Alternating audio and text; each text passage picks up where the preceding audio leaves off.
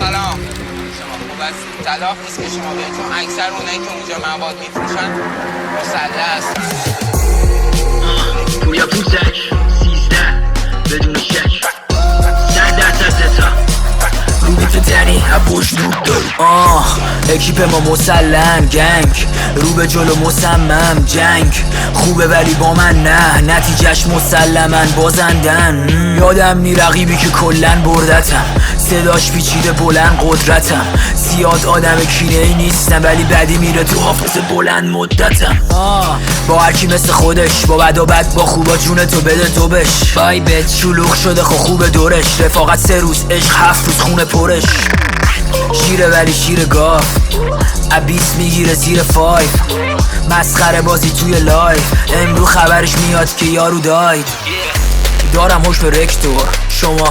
یه مش خز و فکتور انیمیشنی ساخت دست و وکتور مثل قدیم باید به شما گفت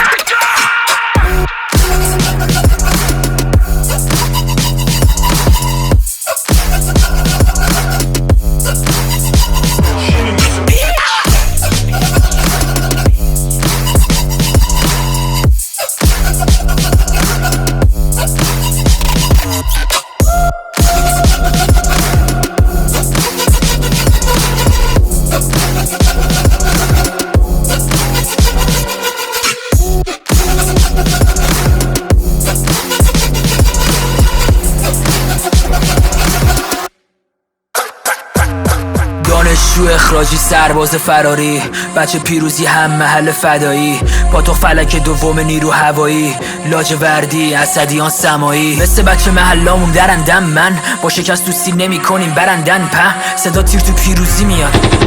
صدا تیر این گانگیم کچل ده بابا چی دیدی تو خودت لابد آرد قاطی کردن خب لاکوکت